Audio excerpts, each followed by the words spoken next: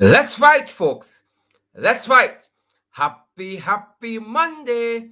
Hope you guys are great wherever you are and whatever you're doing, whatever you did during the course of the day. Hope you had a fantastic day, folks. Welcome in the ring. Wherever you guys are joining us from, whether you guys are joining us on Twitter, you guys are on the Facebook, that blue app, whether you guys are joining us on YouTube, you're in the Prattville 2 of social media, Twitter, you're in the suburbs of social media, you're on YouTube, or you guys are joining us in the ghetto on Facebook. Guys, you know, we love it in the ghetto. We love the rumble and tumble of ghetto life, people. Good to see each and every one of you. Welcome in the ring, guys. Welcome, welcome, welcome. And let me let you guys know, we had some folks waiting in the ring since about 7:30 behind the scenes, especially our folks who join us on YouTube in the suburbs. We had Vashti, is it Magnot, joining us from Waterloo, Ontario, Canada.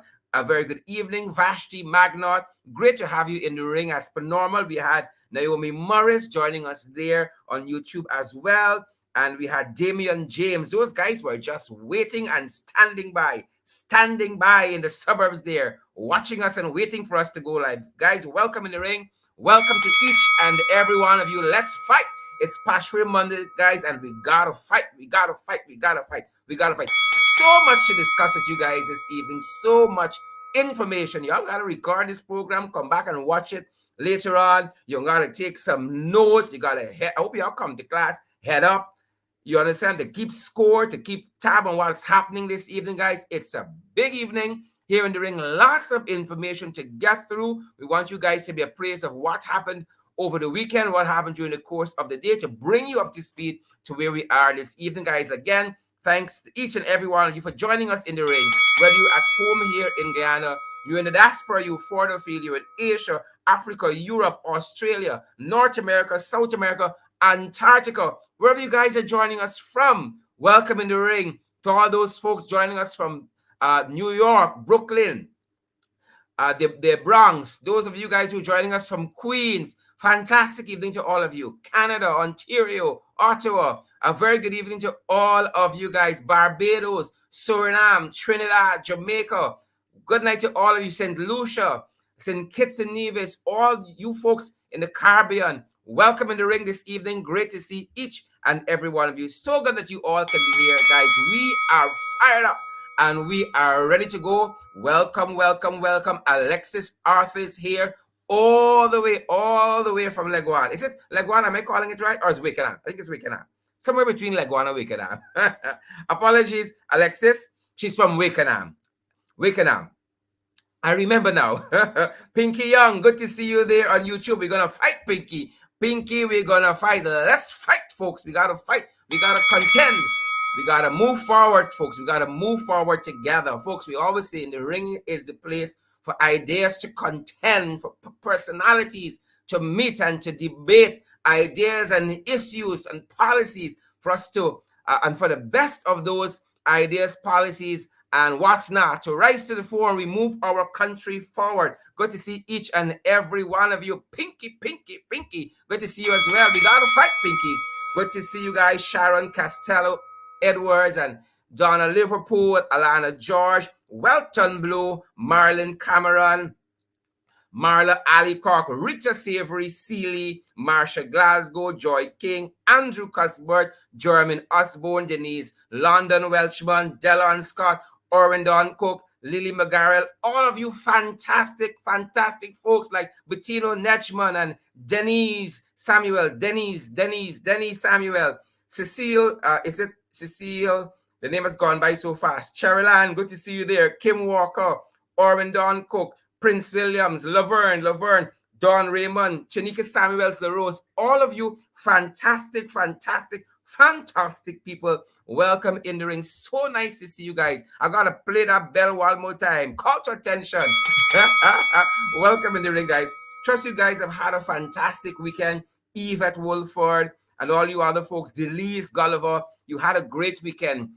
Gavin Crandon, a great Saturday, a fantastic restful Sunday, and you're back at it for this new week, taking on the challenges, confronting them, overcoming them, winning, folks, We got to be out here. We got to be winning, not only fighting. I mean, we can take a couple punches. You might lose a couple battles, but we ain't conceding the war. We got to win. We got to win, folks. And we're out here to win. We're in it to win it, folks. Good to see each and every one of you, wherever you guys are joining us from this evening. So good to have all of you in the ring. Denise Mitchell, Lynn McDonald, Nadira, Jenny Black and Jenny Sandy Saran is in the ring with us this evening. Great to see you there, Sandy. I'm going to be on Sandy's program a little later on in the week. Check out my Facebook profile for that listing there. I'm going to be on with him on Wednesday afternoon around 6, I think it is, on the Sandy Saran show, right on social media as well. And I think I'm going to share back to my page when I'm on. Desiree Smart Felix.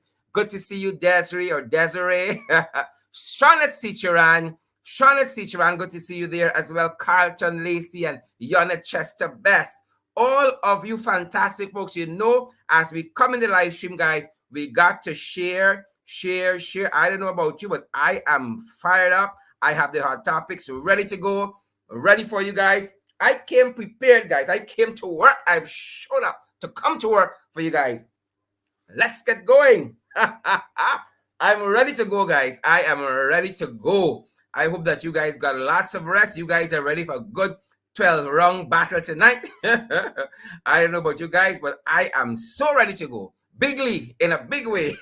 Guys, I want to see those emojis this evening. I want to see what are those emotions out there. You folks who are joining us from Guyana, New Amsterdam, Georgetown, Buxton, Linden, wherever you guys are joining us from, Quarantine, all across this country, Lethem, Kokwani, wherever you guys are joining us from, share the live stream. We are happy to have you guys here. Good to see you, Neil, Diamond Star, Lyndon Gill, Nicole Jones, Audrey Ward, Karen Bradford Collins, Tyson Hines. Good to see all you fantastic folks. Candy, Nileen Inderjeet, Marky, good night to you. And I see you said good night as well there, Marky. Good to see you there. Good to see all of you. Fantastic folks. So great to have you guys. It's Pashray Monday, and we got to fight. It's the Jagabats doing the most. The Jagabats doing the most, people. They're doing the most. But we in it to win it. Good to see all of you here.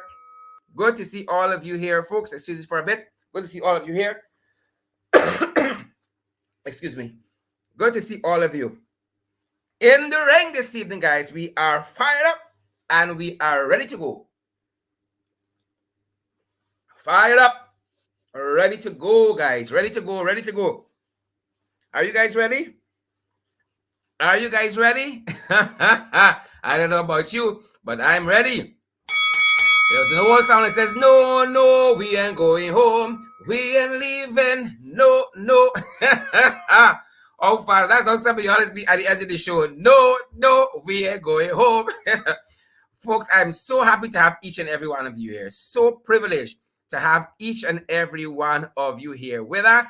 And with that, I want to pause to make sure that we get through the business of the evening. And part of that, folks, is our housekeeping and ensuring that all of you know what we are doing and that you guys are prepared to come on board and to partner with us. Because you know why? Folks, we need you. We want to see those emojis. We want to see those shares, guys. We cannot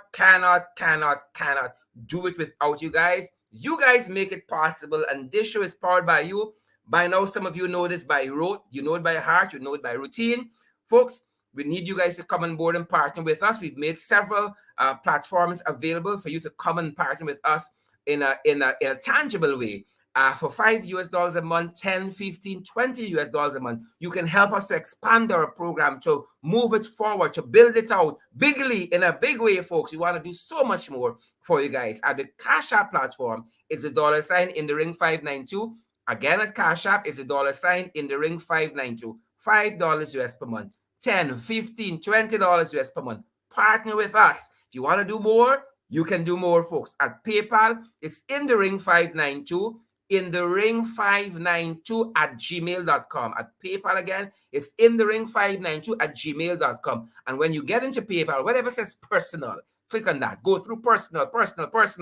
Great.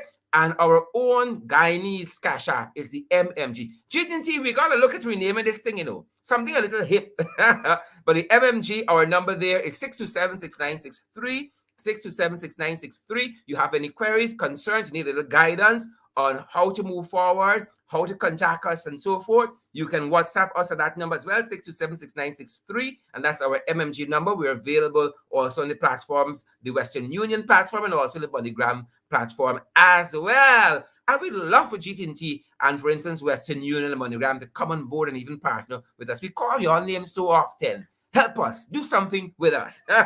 Great to have all of you guys in the ring. That aside, guys, I cannot underscore how much we need your help, how much we need your partnership. Come on board and help us to do this in an even greater way. That being said, folks, we want to get right into the hot topics, and we hope that you guys are fantastic, that you guys are great, that you guys are winning, and that you guys are doing bigly out there as well, folks. It is Pashway Monday, of course, and we want to get right into those hot topics, guys. We hope you guys are great. Again, a good evening and welcome to each and every one of you, wherever you guys are joining us from. It is our privilege to have you in the ring. If somebody told you about us, you're here for the first time, welcome. Good to see each and every one of you. We hope it is not your last time. We hope so. Good to see all of you. Javon Sanchez, is it Glennis Mingo Byrne and June Peters, Robin Lorraine, is it Delia Silcott, Clive Jackson, and John? Great to see all you fantastic folks. I want all of you to come on board and partner with us. Find out from us how you guys can do so. Yolanda Moore, Javon, good to see you there. Seymour George, Deanne Johnson, Petal, Ibn Lamy, Diane Graves, Zandy. Good to see all of you fantastic folks. Good to see you. Yasmin Henry, Bettino, Joylyn, Lisa Pitt, all of you fantastic folks. Share the live stream. We want to see those emojis as well. Candy, good to see you there. Dion, Ayana, Bibi, Sandy Ford, Mark Allman, Kim Walker. Good to see all of you fantastic folks. Folks, I don't know about you, but I am ready. I am fired up and ready to go to see what is on this fight card. What is on the fight card tonight, folks? I want to know. I want to know. Good to see you guys. Let's get right into it. And as we start this evening, we want to report a bit of breaking news at our end. At least that's how we see it this evening. We want to report that at GWI, there have been two noteworthy resignations there. At GWI,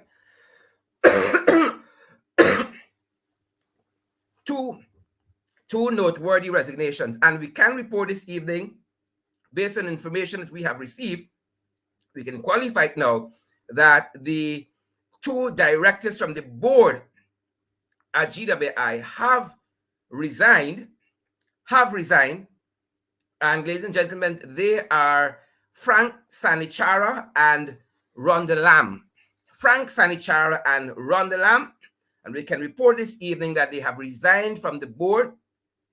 Information that we are receiving at this end suggests that they have cited instances of corruption and lack of transparency and accountability.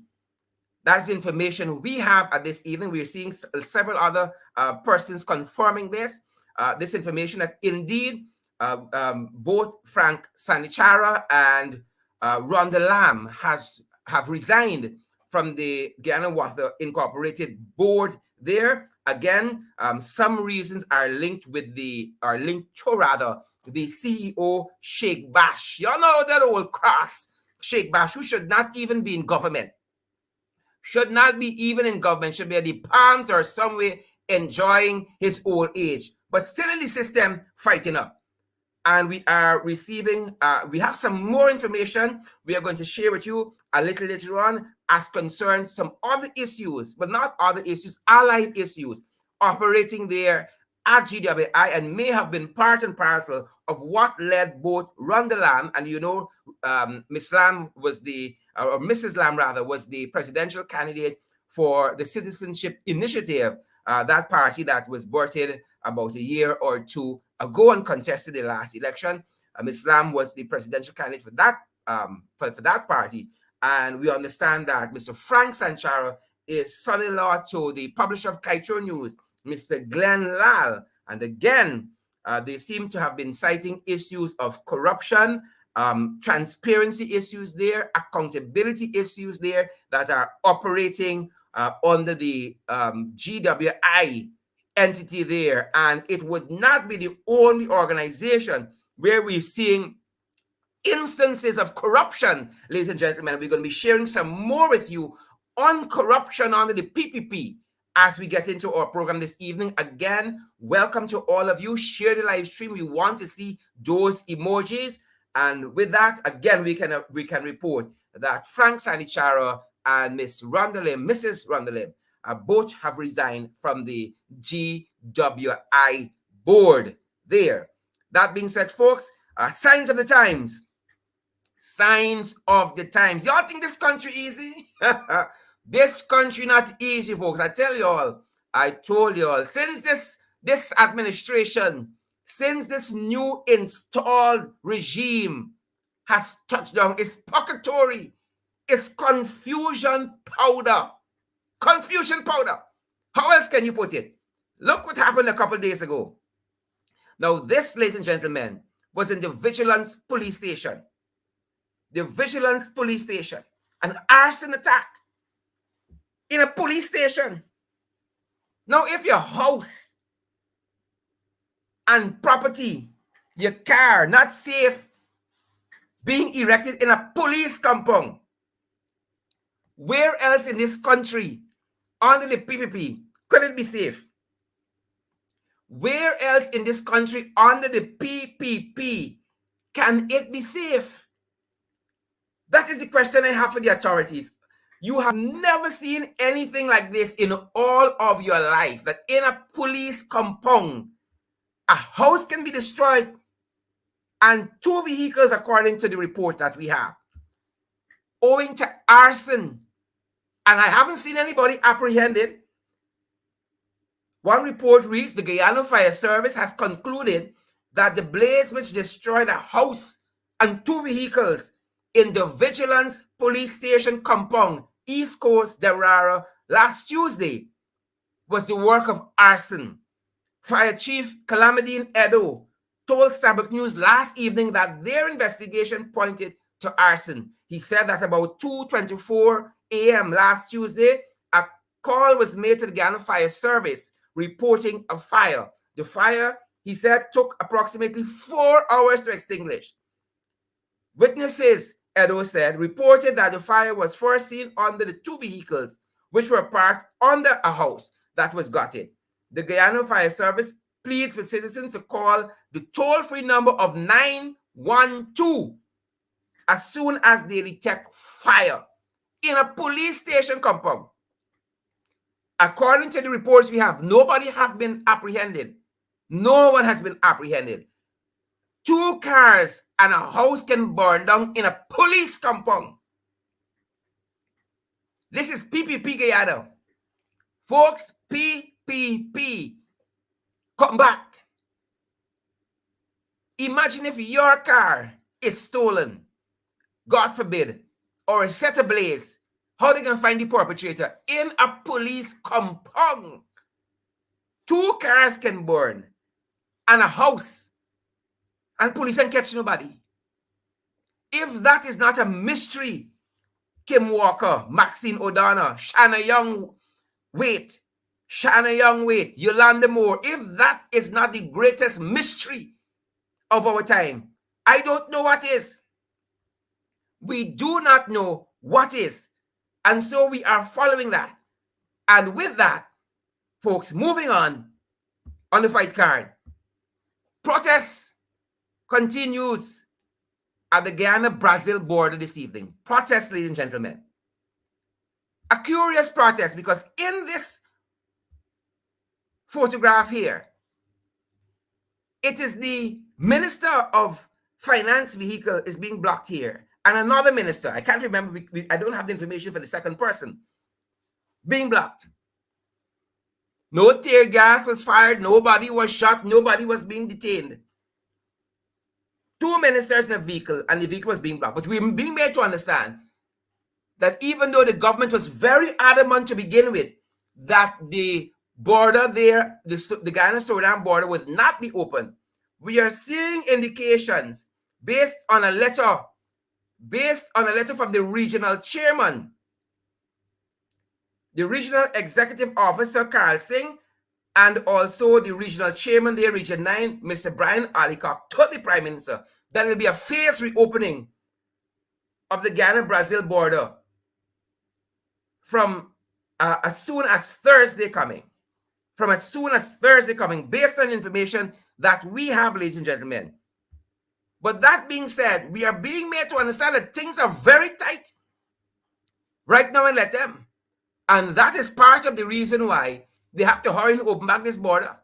Because lots of citizens are feeling the squeeze because, of course, they trade regularly with Bomfin there, right on the Brazilian border. Lots of goods and services move back and forth. I'm being made to understand that lots of the items in Latam that were already expensive because of the failure of this administration on the economy are even more expensive now with the closure of the border. How much you guys paying for cooking gas in Georgetown? Whatever you guys paying here, the doubling in Latam currently. Double in Latam currently. So we are watching that situation there. And as soon as we have some additional information to report, we are going to bring you up to date on this protest on the Guyana-Brazil border, ladies and gentlemen. Are you guys sharing the live stream? What is the mood out there? We want to see those emojis and we want to see those shares. Folks, let me show y'all housing under the PPP. Let me show y'all housing, ladies and gentlemen, under the PPP. Y'all think this government easy? When we tell y'all the PPP come back, they come back in all the arithmetics, right? All the arithmetics. Don't let some people build your house. Don't let some people build your house. Don't do it. Don't let it come wrong, y'all funny. Oh, Father. Well, y'all know the PNC, right? We got to fight, folks. We got to fight the trenches. Y'all know the PNC had the hand. Or APNU rather was the hand. And AFC was the key. So it was the hand that hold the key. Well, the PPP got a door that you can't go through. A house with no front door. Folks, y'all watch these people when they come around, y'all funny. Watch them. So in these new houses under the PPP, you got to climb through the window. You don't have a front door. You got a front window. You just walk up your front step and you just climb through the front. You just climb through the side window. Right? You see, when people that go to I-Flood build your house, you end up in problems. When people from I-Flood University build your house, you end up in problems. You got to fight them. So the people building the house, they are so innovative. They are so innovative, folks. They are so avant-garde. Avant-garde. Y'all know say elevating my language there. Folks, this thing where more people be selling dreams. So the house got no front door. You got a front window. So you go up your front step and then you climb. What are the emotions out there tonight? Folks, y'all share this live stream. We want you guys to share. Let people see what madness happening in this country. Let people see what madness happening in this country. So again, you go up your front step. You don't open your front door. You open your side window. Right? Or you might call it your front window since you'd call it your front door. You don't say the side door. You go through your front door. You open your front window and you climb through. You make it easy for the bandits. Then come through the window anyhow. So instead of building a door, you just build a window. Build a window. Unless you got some half people living inside that house. You don't got footers, so you just come by a tow rack. Some half people, folks, you see the PPP. When PPP doing housing, you have problems. You're in problems. You go up in the house now, you know how you get this side. You all know how you get this side. PPP selling dreams, folks. PPP selling dreams. They're selling dreams. Look at the dreams they're selling. Look at the dreams they're selling. Now, they went to a place called Beena Hill. These Jagabats, they went to a place called Beena Hill, folks. And they said they gave him bus and so on at Beena Hill. Right? So that the children from a place called Fairview in the Northwest can get to school. Oh, they got a big...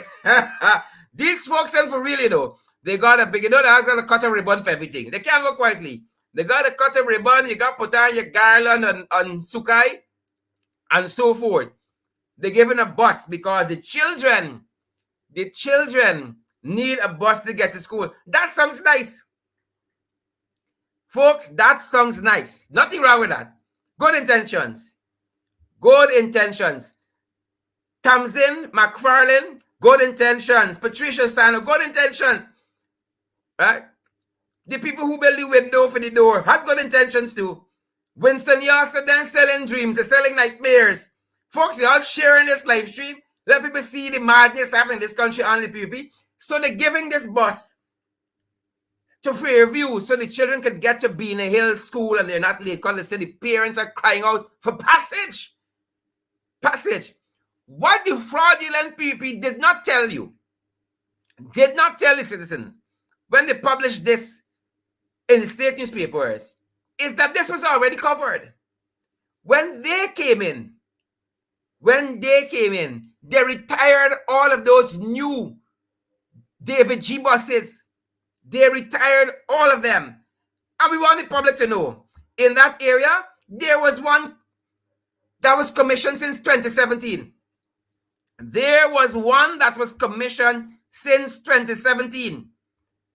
So the PPP come in, dismantle the bus operation, create a problem, hardship for the people, and then they swoop down like saviors. That is the modus operandi.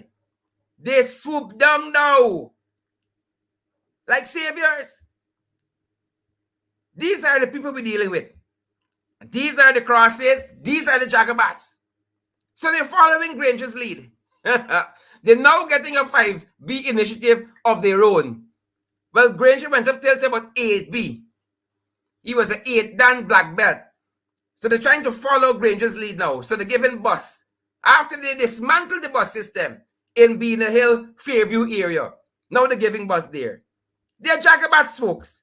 They are Jagabats. And let's turn our attention a little more to the Jagabats. A little more centrally to the Jagabats as we, again, we've been looking at the PPP playbook, and I want to make another installment about the PPP playbook, because, folks, you have to understand it. You have to understand it, right?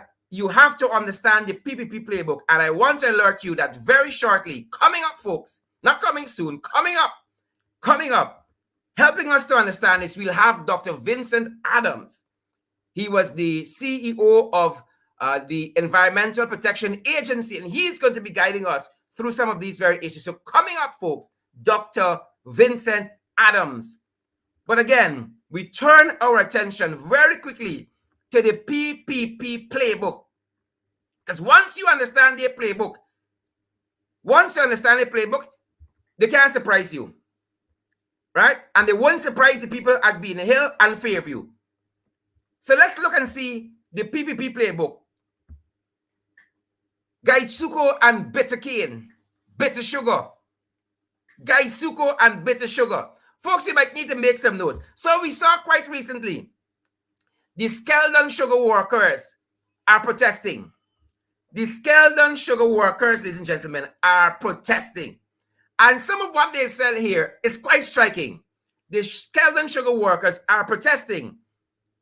Hear what they said. The workers are protesting a decision by the sugar company to pay gratuity.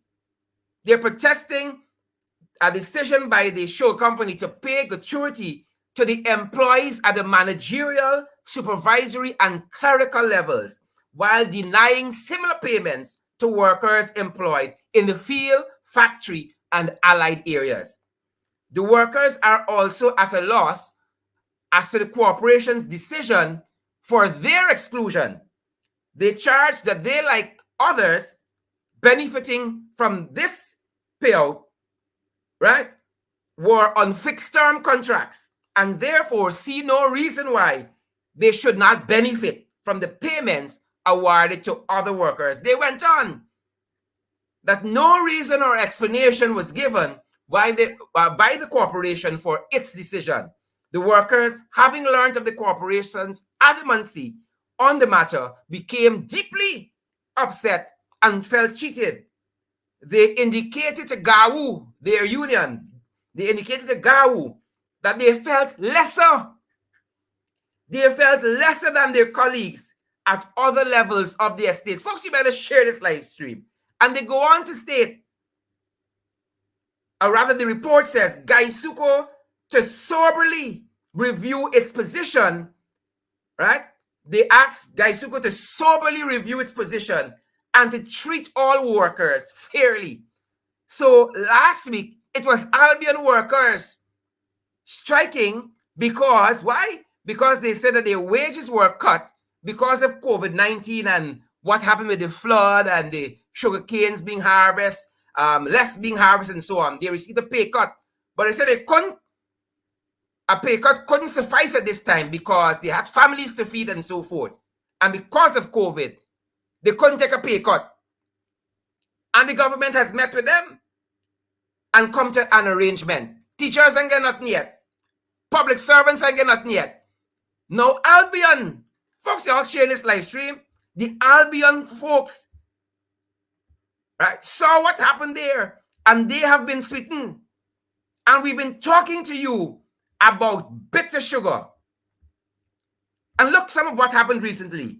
So since the PPP came in, March 21st, they give the weekly production incentive, thousands of dollars to thousands of cane cutters. Soon as they come in, March 2021, April 2021, Burby sugar workers strike. Jagdeo stepped in, give them $200 million. $200 million by September of 2021. This is this year. As I said to you, Albion workers strike. And Gaisuko last week came to an understanding with them. Moving very quickly, folks. Look what the PPP did since they came in. First budget, Gaisuko got $5 billion. In a supplementary budget last December, first budget was last September, they got $5 billion. Gaisuko, last December, they got $4 billion more. The last budget in February, they got $2 billion. There was a supplementary budget in June of this year. They got 1.5. In addition to what striking workers at Gaisuko have got. By the same token, I told you all already, public servants ain't get nothing. 2 budgets, right? Public servants have not gotten anything. The largest bracket of public servants. Well, public servants got a different complexion and texture. So they ain't get nothing. Hear what the Minister of the Public Service said. This cross Sonia Parag. She says an increase in salary for public servants is not included in the budget since it is a process of collective bargaining. Collective bargaining. Oh, so Gaisuko, is that a process of collective bargaining? That was the 2020 budget last September. 2021 budget, as I said, in February of this year, nothing for public servants. Jagdeo said, yes, there was something for public servants, right? In an area of the budget, in a line item, 6141, under a subheading, revision of wages and salaries. He said, yes, there was $10 billion there, and money for increasing wages for public servants, wages and salaries was there. That's what Jagdeo said. This is September going in October. No announcement as yet. As you know, Irfan Ali said early August that they will get a raise retroactive sometime before Christmas. Sometime before Christmas. But to date, folks, you all sharing this live stream, Sugar workers have gotten money on top of money on top of money on top of money. Nothing for public servants. And I want to state very clearly here, sugar workers must get what they're entitled to. Sugar workers must get what they are entitled to. But as they have said, as the sugar workers themselves have said, right, that all workers must be treated equally. That is the point we want to underscore here. And moving on very quickly before we have Dr. Adams come, we want to closer look at corruption under the PPP. Corruption under the PPP. Because there's a lot of corrupt practices that are happening currently. For instance, we see some happening at GWI, reason being why the 2 directors have resigned, and we're seeing more so at the Ministry of Agriculture. Corruption. Folks, y'all sharing this live stream. Let people see the corruption that's happening under the PPP. They come back. They come back. You cannot dispute that. They come back. And I want to point very quickly to 2 instances at the Ministry of Agriculture. First, there was this trawler license giveaway.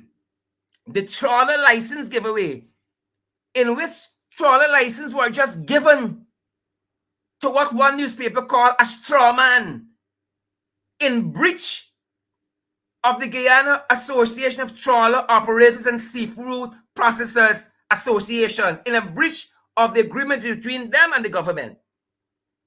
The man to which these trawler licenses were given is one fella. What's his name? Sukdio, Rampasat Sukdio. Right?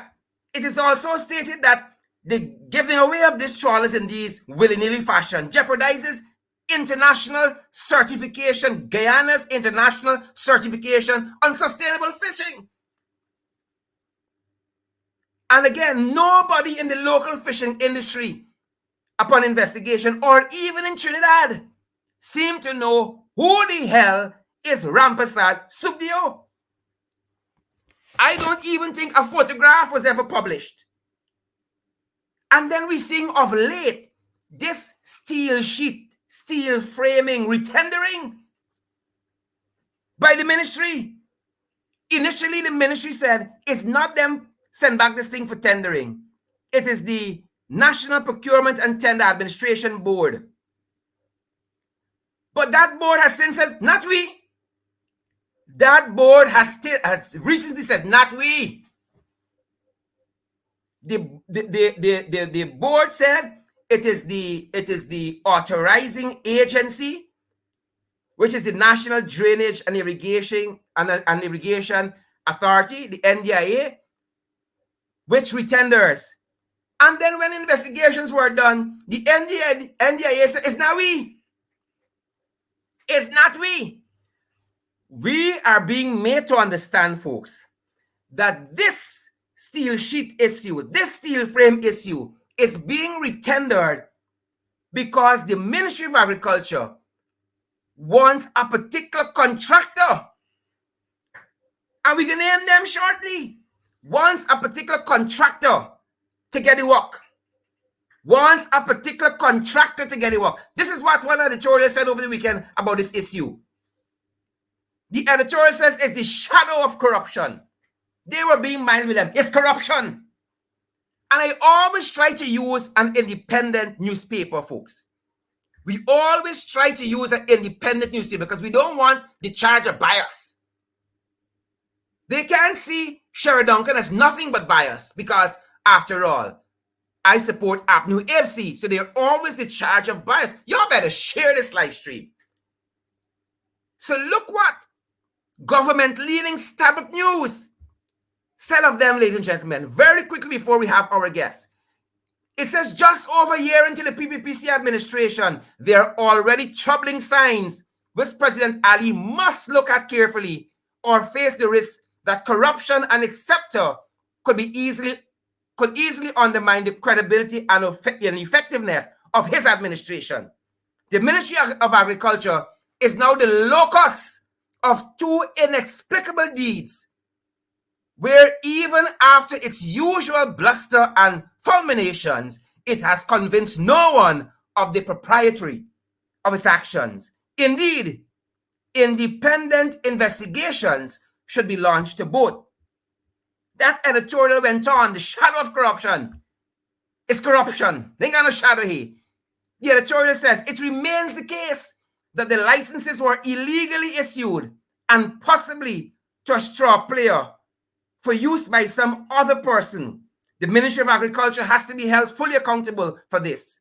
President Ali must not believe that incidents such as these are not being chronicled and that his administration has escaped repercussions. And finally, an important note in that editorial, it went on to state there is now the matter of the steel sheets. Zulfikar, you old scamp, you old cross, there is now the matter of the steel sheets retendering, which the same Ministry of Agriculture has found itself in even greater discombobulation and dissembling. For months, the letter pages of the media and social media had been filled with references to shenanigans about the tendering. Those who complained were fully convinced that the retendering was intended to favor a particular supplier. The PPP come back. Corruption has come back. And even with that being said, there have been fingers pointed at the corrupt distribution of flood farmers' relief. And finally, folks, this is where Dr. Adams comes in. Finally, as we look at corruption, finally, folks, the continued breaking down of the guardrails of democracy. We have been examining on this program how all of a sudden the Environmental Protection Agency, all of a sudden, on a whole slew of projects, you don't have to do no environmental impact assessment. But why? Because every goddamn thing is a no-brainer. They can make money. It's good for the environment. You all hear Ali recently on the new Harbor Bridge? He said he haven't seen the studies, he haven't read them, but from what he knows, because he's a specialist on bridge engineering, that the new Harbor Bridge will be better for the environment than the old one. He didn't read no studies. He said that. I didn't read no studies, but what I know, the new Harbor Bridge environmentally will be better than the old one. So we don't need an EIA, right? So at the EPA right now is a free-for-all. And the EPA right now is a free-for-all. Under this straw man CEO is a free-for-all. Let's look at a couple issues very quickly. And finally, before I have my guests come, I told you this before. The new Harbor Bridge, the EPA says we don't need an environmental impact assessment. For the oil exploration in the Kanji block, they said we don't need an environmental impact assessment. For the oil to gas waste treatment facility proposed for Coverdale, they said we don't need an environmental impact assessment. For the proposed Marriott branded hotel at Godfrey Acton, they said we don't need an EIA, an environmental impact assessment. Just today, the newspaper says, for 12 well exploration campaign, for the 12 well exploration campaign on the offshore Kaieteur block, what did the EPA says? Well, you know the refrain by now. We don't need an environmental impact assessment. And folks, on that note, and for the main event this evening, I want to welcome the one and only Dr. Vincent Adams, ladies and gentlemen. And this guy, Brightbad, Dr. Adams Brightbad. Very good evening, sir. Welcome to the ring. How are you doing? I don't know if I can keep up with your standard that you've now set here. Dr. Adams, we have a very, very literate, unlike what the Minister of Education said about parents, we have a very, very literate audience. And so we want them to have as much information as possible, Dr. Adams. Dr. Adams, you understand these issues more Before than we a go, lot of let folks. me know. Are you getting enough? Am I light, or you want more That is light? good. That is fantastic, Doc. Okay, good, good. You All right. understand this issue more than than most folks. And just before you come on, Dr. Adams, I want to ask our viewers. We want to see those emojis. Share, share, share the live stream. So we've outlined a number of areas, Dr. Vincent Adams. You're a specialist in petroleum, in oil and gas, across the board. Studied at the best universities. You worked for the US government in several high key roles in that administration there. Let us start on what is the purpose of an environmental impact assessment?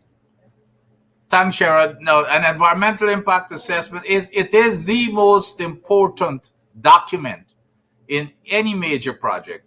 And the way the process works, a developer comes in, they decide they want a project. It goes to the EPA, for example, to apply for a permit. The EPA looks at it and makes a determination. Well, do we know everything about this project? And there is no risk whatsoever, right? They understand the project. And if it's no risk, they send out the notice to the public and say, hey, we've made a decision that we don't need an EIA.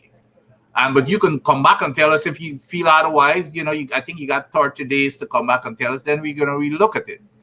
Now, in making that determination within the EPA, you look for risk. Essentially, what an EIA does, it describes the project, the purpose, scope, etc. It looks at some conceptual design, because there's a project summary that the developer has to provide for us. And then there's a process that we go through to say, are there some risks that we need to look at? For example, in a specific case of a bridge, are you going to tear down? Are you going to impact the environment? For example, do you have to cut mangroves?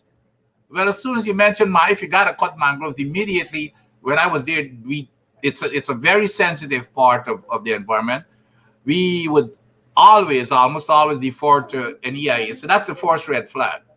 This here is a major, major construction. You've got to drive piles. You've got to, and I don't know what the conceptual design is, but you may have to put what is caisson in the middle of the river so that you can, build up, support for the bridge. And at the ends of the bridge, the abutments, that's a major, major construction. Driving piles is going to be a major part of it. Then you've got sedimentation, because there's going to be some dredging. You're going to have to remove some of those sediments. Where are you going to put it? You're interfering with the stream flow, the fauna and flora of the streams. So there's a myriad of things. I heard a new one that I hadn't even thought of from one of the experts in the newspapers here recently, that the bridges in the flight path for the Ogle Airport. So all of those you need to take into consideration, because remember, the EIA is not only environmental. You take safety and health impacts into consideration. Now, when you've identified those risks and evaluated them, that was when now you decide, well, okay, here are the options that I've got, but here's how I'm going to have to design it because of these risks that have been identified. And here's how I'm going to mitigate against those risks in the design. Adams, so that's what it's sought for. Fantastic. Dr. Adams, Kemach always says, Kemach Ramchatan, MP, always says that you assume regularity. Let us assume Irfan Ali brain works. Let us assume that. How can a leader sit against a backdrop of the UN 76 General Assembly and say to the world, really and truly, I have not read one of the study. I am not an expert in this area, but from what I know, the New Harbor Bridge is better environmentally than the old. I ain't read nothing, but it's a gut feeling. It's a no-brainer. Are these people for real? I tell you what, in all of my life, in my 40 years in this field, I've never heard such statements coming from the leadership, who's supposed to be responsible for stewardship of the environment. I didn't hear His Excellency. I heard for sure in the even in the statement to the Indian newspapers, the Vice President, the Honorable Vice President, said the same thing, that somehow the pontoon. So maybe, I don't know, I would leave, if I'm to advise the vice president, I would tell him to leave those statements and those judgment calls for engineers. I don't know but he may have some engineering background. I don't know. But he can't come and make those statements that somehow this pontoon that has, that has not even close to the construction needs that this bridge is going to require, is to say that the pontoon is going to be better for the environment. I would like for him to show the evidence. And then the honorable minister also had made a statement earlier that, piling is an everyday type of work. You don't have to worry about it. Well, I would love for the minister himself to go live in that area where they've got to drive these piles. Ironically enough, Sharon, the EPA building, it was supposed to be have a foundation to drive piles. When we started constructing that building, guess what? It had to abandon the design and stop pile driving, because guess what? It was damaging all the homes around the area and causing all kinds of noise and destruction. We had to change the entire foundation. And that's not even close to, that's not even a tiny bit of what they expect in terms of pile driving at the bridge. So those type of statements I do not understand.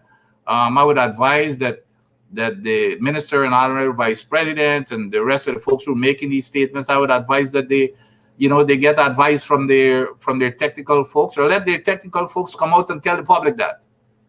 Dr. Adams, on advice, it seems that the vice president, Mr. Jagdio, the installed vice president, he's an expert on everything, and he made some statements too.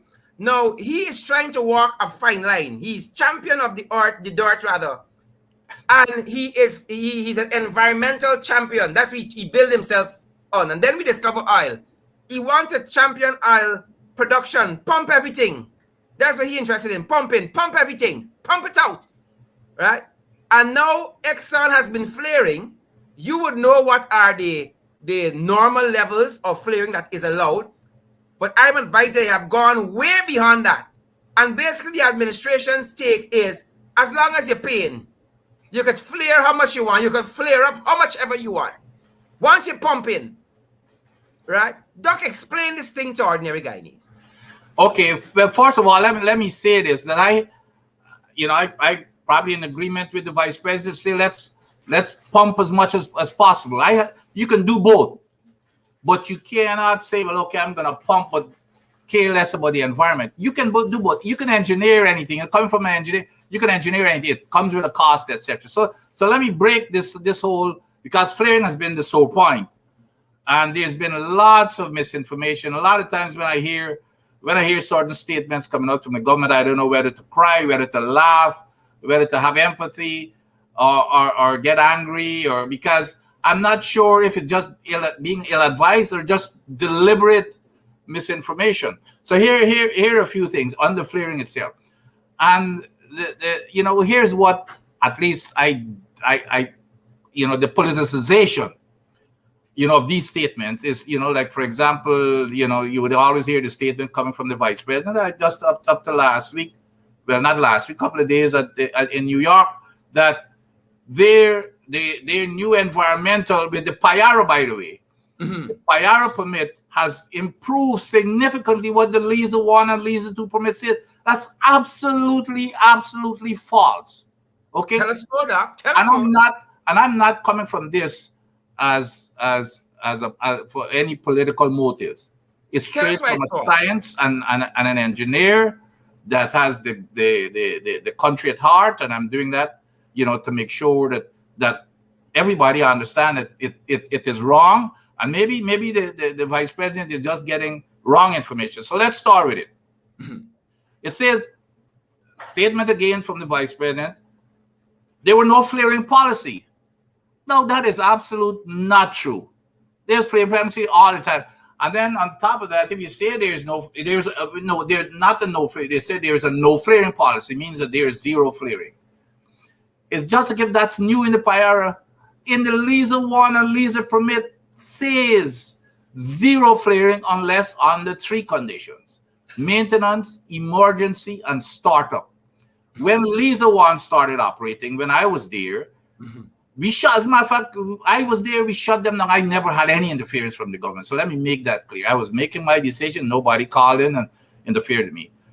They asked for, first of all, Exxon made a commitment before I was even there in their talks with the government that there would be no flaring from day one. No flare. That's in the record. No flaring from day one. So when equipment, this new brand equipment didn't work, they came to us, myself and the Department of Energy.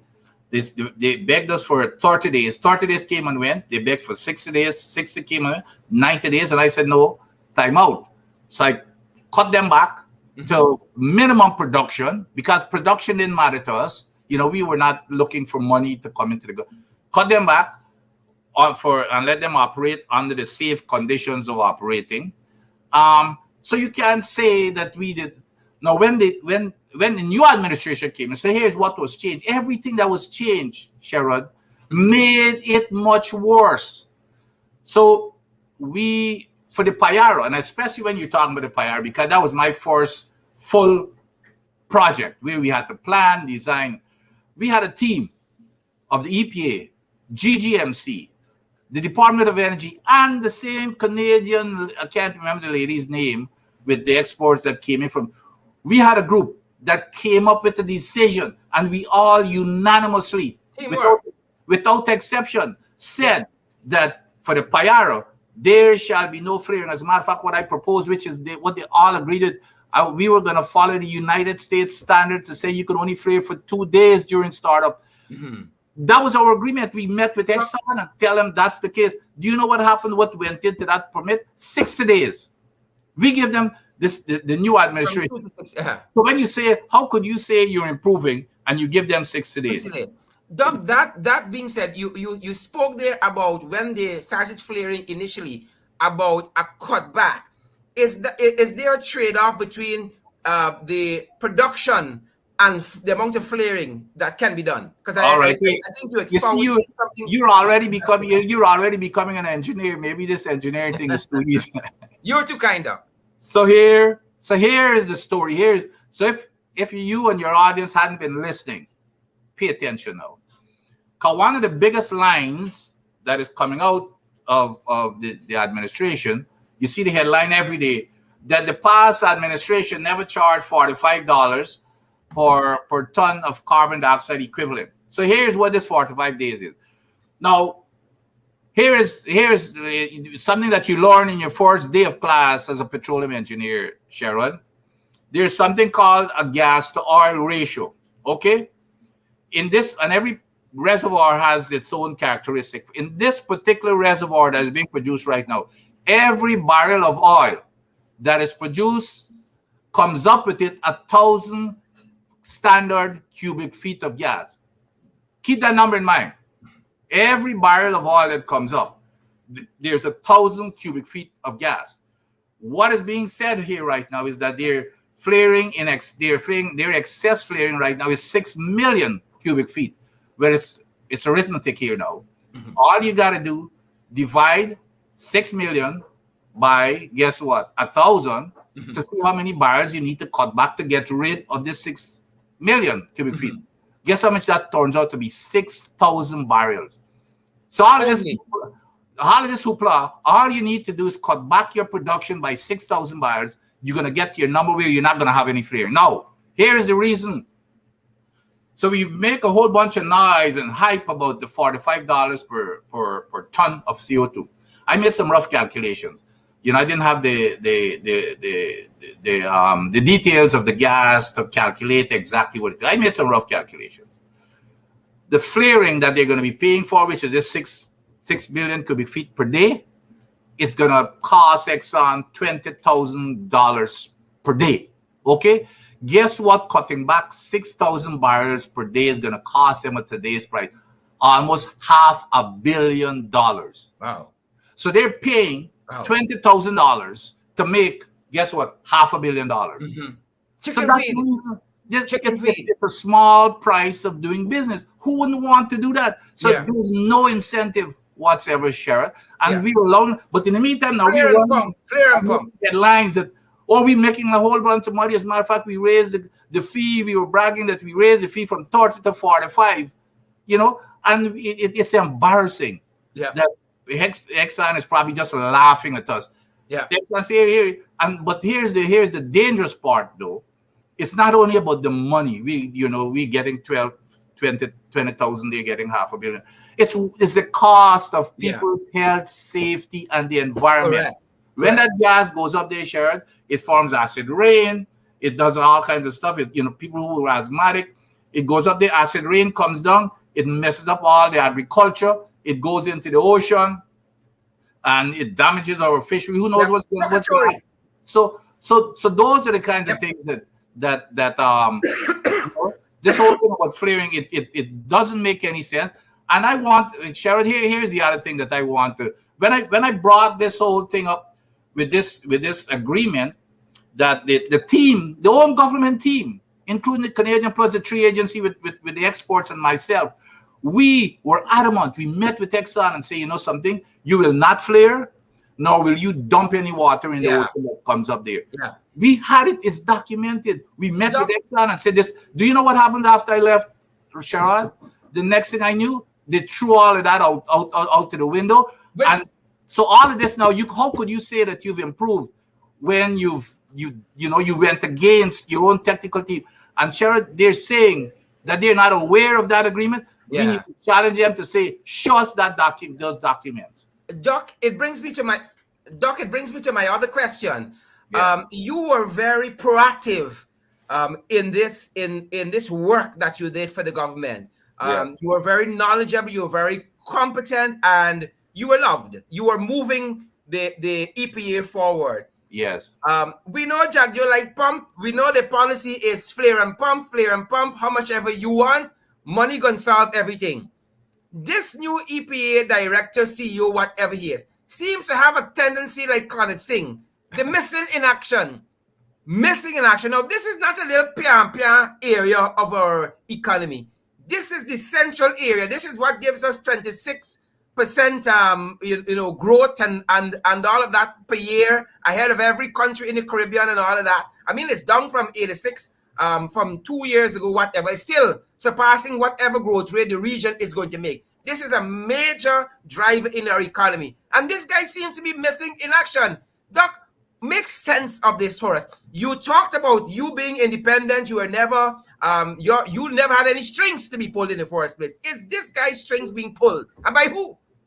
Well, I can tell you what the agency, and I wish him luck. By the way, he was the guy who was in charge of the agency before. He was acting before I got there, I guess, for a couple of years or whatever.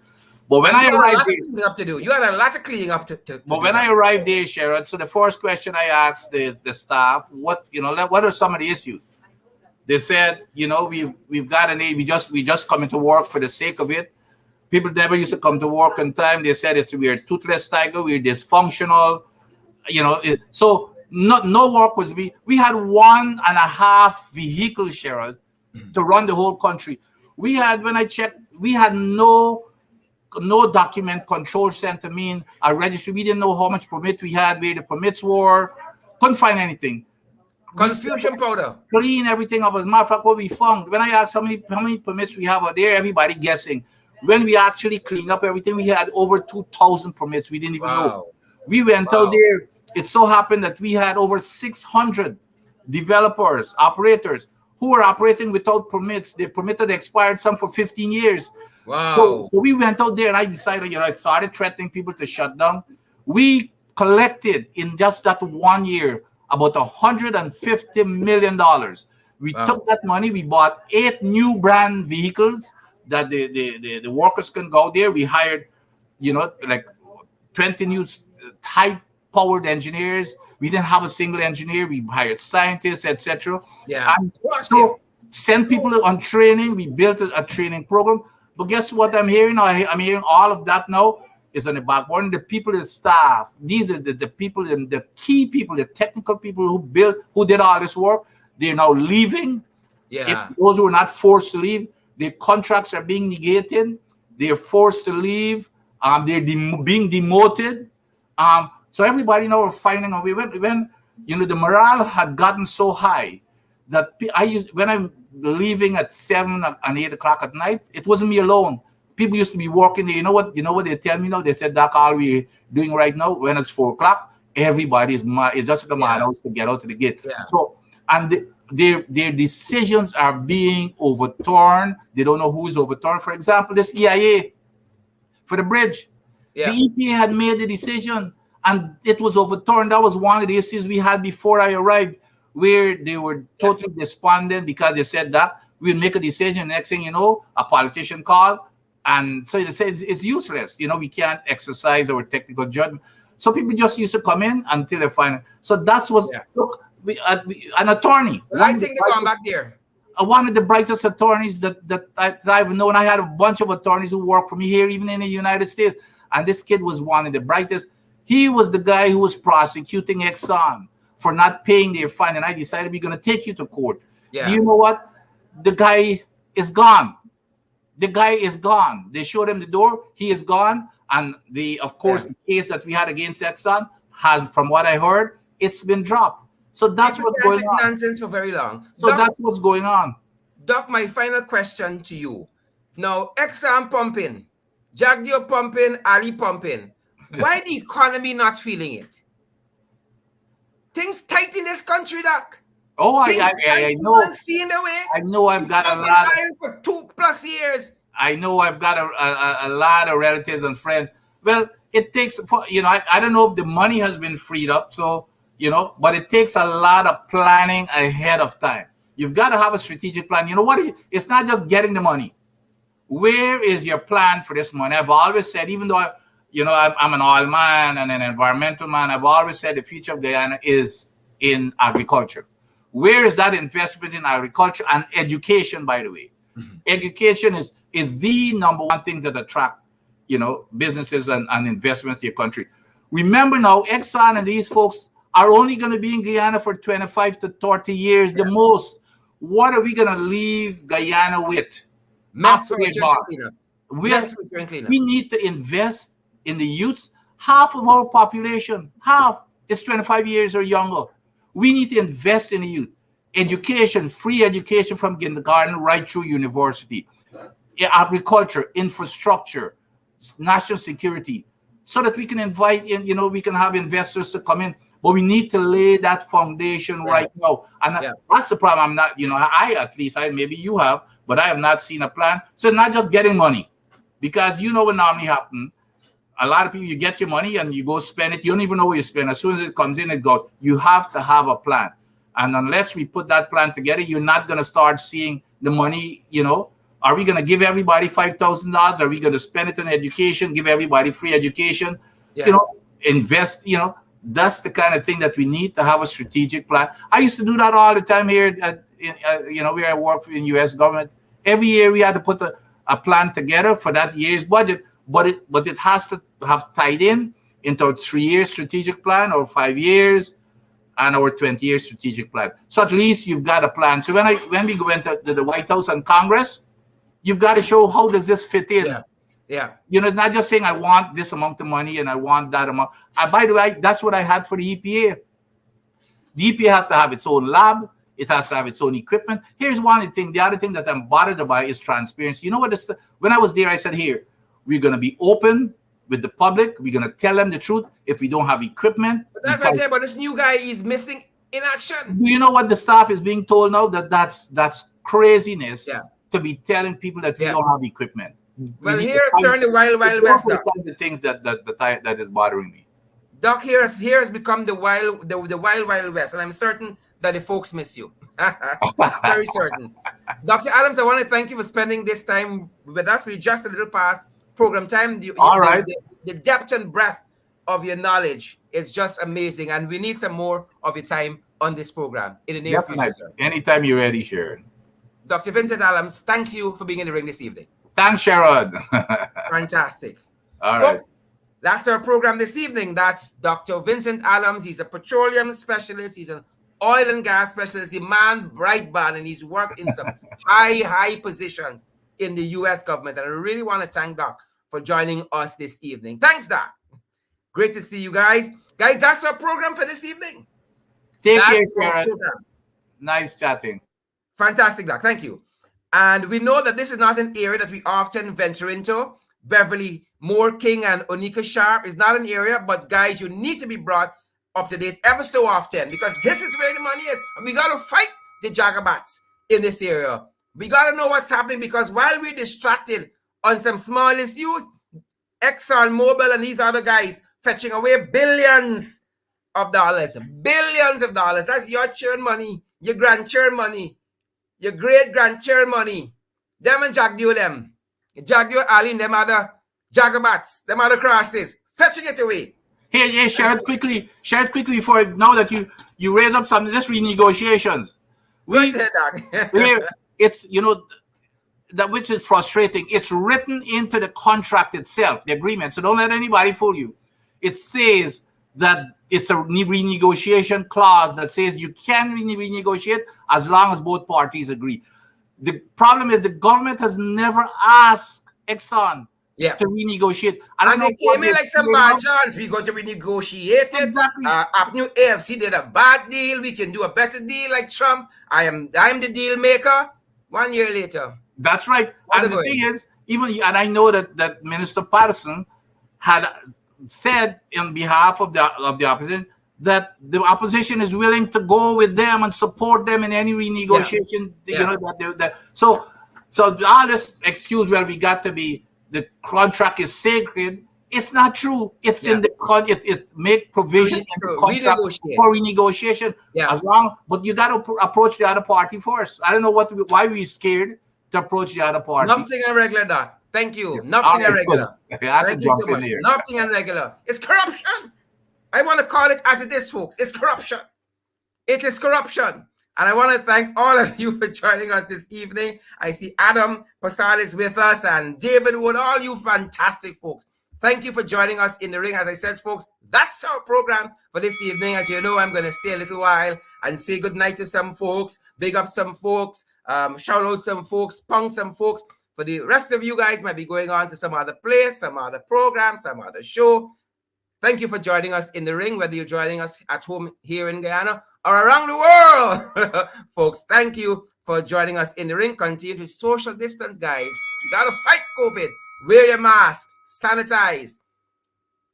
Yep. Social distance. Wear your mask. Sanitize. Practice all the COVID-19 protocols that are in place for your health and your safety, that of your family, friends, and loved ones. And folks, as you go, I cannot implore on you guys enough. Don't take it for granted. Right? Don't take it for granted. We need you guys to help us to do what we do. Continue to do it in a bigger way, in an improved way. And so we've been asking you guys to come on board and partner with us, for as little as $5 a month, 10, 15, 20 US dollars a month. We've made several payment platforms available for you guys to make it as easy and seamless as possible. At the Cash App platform, it's $, in the ring 592. At Cash App, it's $, in the ring 592. That's our Cash App handle. At PayPal, it's in the ring 592 at gmail.com. In the ring 592 at gmail.com. At the MMG platform, it's 627-6963, 627-6963, 627-6963. Any queries, any guidance you need, you can WhatsApp us at that number as well. We're available on the platforms, the MoneyGram platform and the Western Union platform as well. And again, 627-6963, any guidance, that's our MMG number, and it's our number for any guidance you need, any queries you need, answers to questions and so forth. 627-6963. Guys, that's our time for this evening. And I'm going to stick around and give a shout out to some of the folks. Thank you for joining us wherever around the world you've joined us from this evening. It has been our pleasure hosting you guys. It has been a pleasure, folks. We love to do what we do here.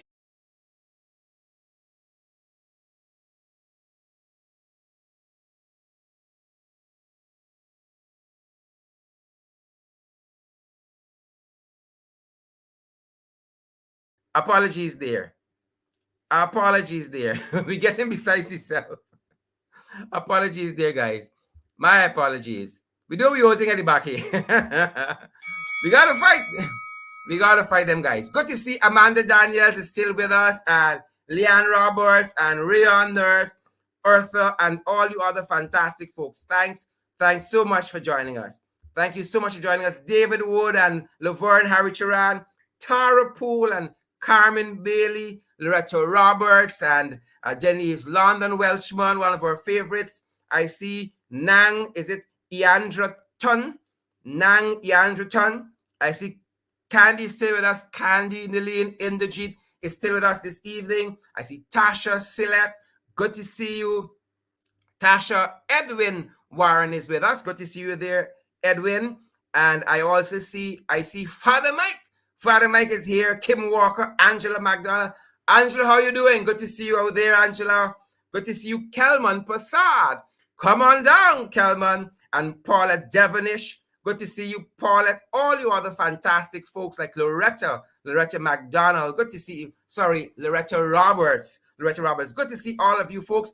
Thanks for making In the Ring your home for this 1 hour every evening of the week, folks. It's our privilege having you guys. Lynette Lawrence, and again, Angela McDonald, Alita Warwick, and Spory Lee, Osmond Hodge, Volmay Wilson. Good to see all you fantastic folks. Janet Coates, good to see you as well, Janet. Good to see you, Volmay Wilson. Good to see all you lovely people.